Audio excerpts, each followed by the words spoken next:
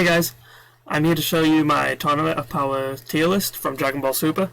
I've ranked every fighter from S plus all the way down to unknown tier, so I'm going to give you brief explanations on why I think they're in the certain tier there are. So a lot of these fighters nobody really cares about, so I'll just gloss over them really quick. Well, starting us off, we have Dr. Rota. We never saw what this guy did, so he could probably body change, he could probably do all these different things, but we don't know. We'll probably never know. Biggest mystery in Dragon Ball. We have this guy, I don't remember his name, but he was part of Hamila, the ones who were sniping everyone off the stage. Well, trying to snipe everyone off the stage, but Goku and Vegeta just kept throwing rocks at him, so I don't know how strong he really is, but he's got a cool technique. And now we have the fodder tier, so I'll probably just ignore all of these. But yeah, none of these really matter. This is Kettle from Universe 11, but it doesn't matter, so I'm just gonna skip over them. And then we have the E tier, where we have Base Kale.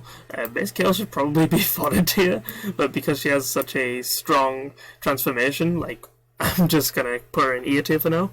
And then Universe 3 and all their guys.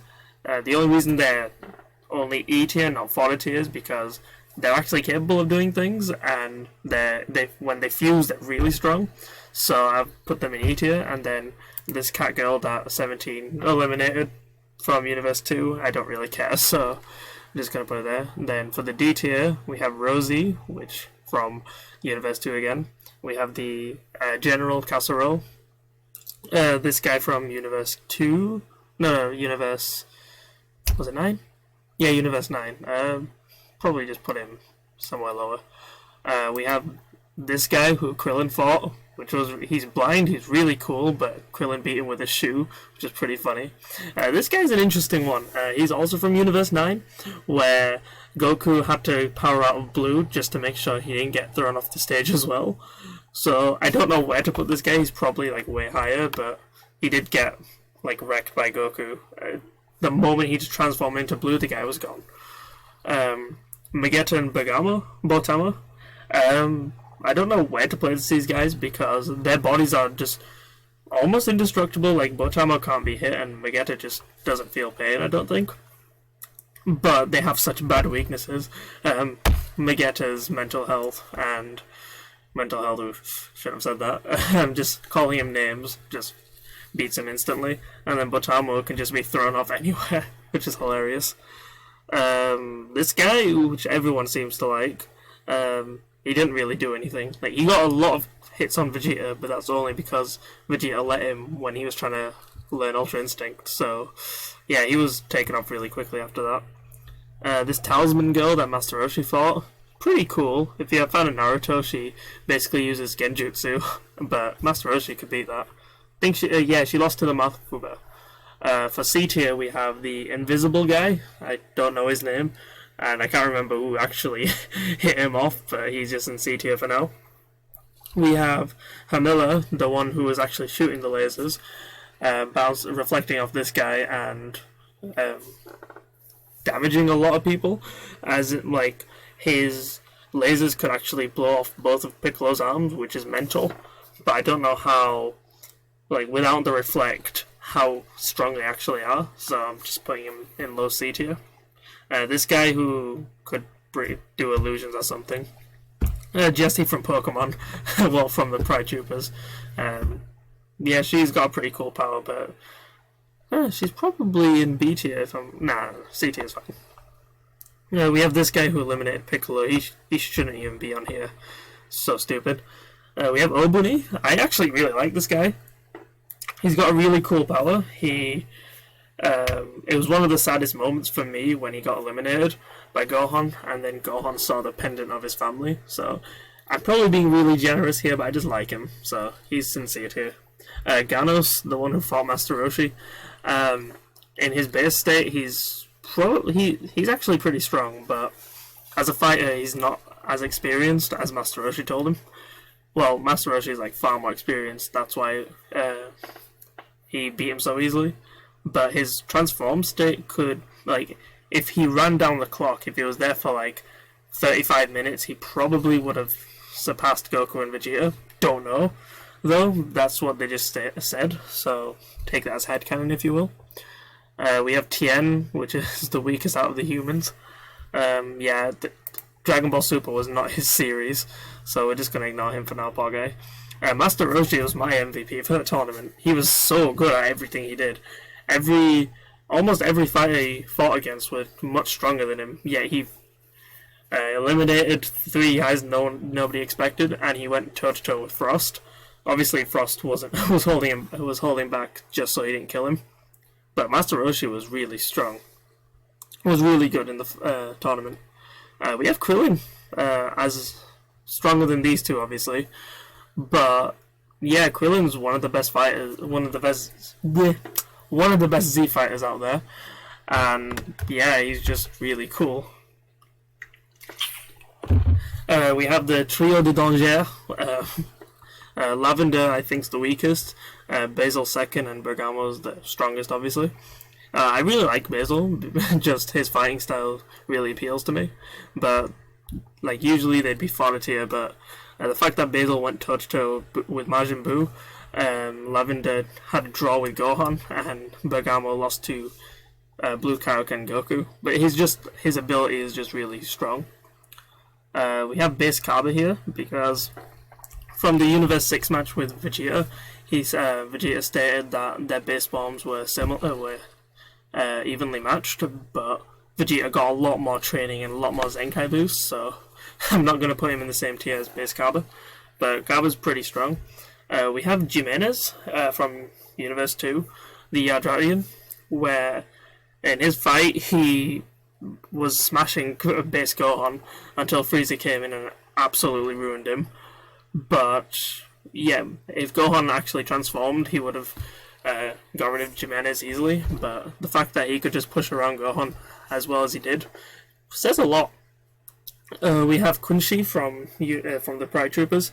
He's like the only one that people forget about and isn't fodder tier, because he took a lot of hits from Goku and Hit, and he was still standing, unlike Dispo, who wasn't. But obviously he had Dispo took more hits, but Kunshi is pretty tough from just being able to stand up. We have the Fusion from Universe 3. My memory's not too good on this guy, but I'll just put him in B tier for now. We have 18. She's cool. She actually eliminated Ribrianne. I don't know why she's all the way here. She can go there. Yeah, that's fine. But Ribrianne, I don't know why the writers took so long just to get rid of her. It blows my mind. We have Mona from Universe something. I can't remember which universe she's from, but she pushed Kaba to go Super Saiyan 2, so probably is the best. B tier is probably the best place to put her. Cauliflower should be lower than this. Probably in C tier. But yeah, Cauliflower's cool. Just, well, her base form's cool. Transformations, not so much. Kind of rubbed everyone the wrong way. We have Piccolo here. Piccolo's amazing. I love him. But he wasn't that... Well, I actually don't know what his power level is. I don't know if he was stronger than the other two Namekians, because he only has 2 fused. But then again, that was Kami and Nail.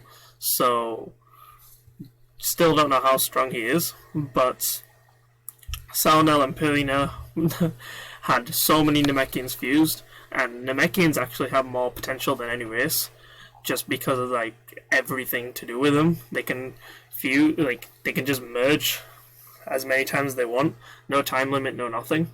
But yeah, these two are really strong as well. We have Final Form Frieza, or just base form Frieza, essentially. He didn't show much of anything, but except torturing people. But yeah, Frieza is definitely weaker than base Vegeta and base Goku, whom have too many transformations for me to list all of them off. So I'm just gonna put them there and only talk about the important transformations, which I'll get to. You have Super Saiyan Cauliflower, obviously stronger than base forms. Final Form Frost, or like full power Frost. The only elimination he got was for Krillin, actually, I think. I'm not too sure, but I think is the only person he eliminated was Krillin. Like, he almost eliminated Roshi. He very nearly eliminated Vegeta. Like, he's very sneaky, he's very tactical. So, like, most of this list is based on feats. So that's why, like, in the later tiers, in the later parts, you'll realize why I put certain fighters there. Super Saiyan 2, Carbon, and Cauliflower, definitely stronger than all of these guys. For the A tier, we have 17, pretty low. Even though he won the entire thing, I don't think he's actually as strong as the other fighters in the tier. But I'm still not sure like who would win out of him and Gohan, because Gohan's ultimate form is still really strong. Just I'm not sure if it's actually stronger. Who knows? We have Magikaio here, and not many people remember this, but he was the one who went against Dispo very briefly and caught him about to cut his ears off, which was really disturbing. But that's when Jiren just came in, flexed, and then Magikaio was out. Just from that feat alone, being able to slam Dispo down when he was caught off guard, like I think that puts him in A tier. Probably a stretch though. I'll put him in the low A tier just so I don't annoy a lot of people. So we have God Goku now. So I'm not sure if he's actually lower than 17 or not, because I don't think Goku was going all out against 17 in that fight, because he didn't want to endanger the animals on the island, because God power is really strong, and I don't think 17 would have been able to go at Beerus in the fight. If he were to ever fight Beerus, I don't think he'd be able to do as well as Goku did. But yeah, Berserk Kale, definitely stronger than these guys. Kefla, oh god. So, Kefla shouldn't have been able to beat God Goku the way she did, because she was in base and it just doesn't make any sense. So, yeah, a lot of people don't like her for that, so I'm just going to put it there for now. We have Dispo. Dispo is really, really strong, and, well, not as strong as the other fighters, but, like, ridiculously fast. So, I just put him there for now, and he was able to take on Hit until Hit was able to develop a strategy to utterly ruin him. He was able to almost eliminate Frieza, but I'll get to that in a bit. And he was able to go toe-to-toe with Gohan, but Gohan definitely had the better brawling tactics, so just put Dispo there for now. Golden Frieza, we all know how strong this guy is. Able to take one hell of a beating. Like, probably more than anybody in this series. Frieza, in the Broly movie, he took a hell of a lot of beatings for, like, over an hour. Like, that's mental. But, yeah, he was able to stay in the tournament till the very, very, very last moment, where he had to get rid of him, and Goku had to sacrifice themselves to take out Jiren. So, he's definitely there. And then Lightspeed Dispo, I'm pretty sure he would have taken out Frieza if Gohan didn't step in. I'm still not sure how Gohan stepped in that quickly, considering Lightspeed Dispo's speed, but that's the topic for another day. We have Super Saiyan Kefla. I'd say she's stronger than these guys. We have Base Blue, Vegeta, and Goku. I'd probably put Vegeta here, but I'm just not sure. I think they're equal, as sources tell me. But I'll just put them there for now. My boy Hit. I'm not sure if he'd actually beat Toppo in a fight. Yeah, I know he'd definitely beat these two. He genuinely killed Goku, and that's not a feat a lot of people in the series have. Very, very few people have that. But Hit can just develop against anybody, adapt in any fight, and potentially beat anyone with his assassin techniques. But since you couldn't kill him this tournament, I don't think, I'm not sure how strong he would actually be if he was able to use any of those techniques. I'm just going to check if this is recording really quick. Okay, cool. Now we have Toppo.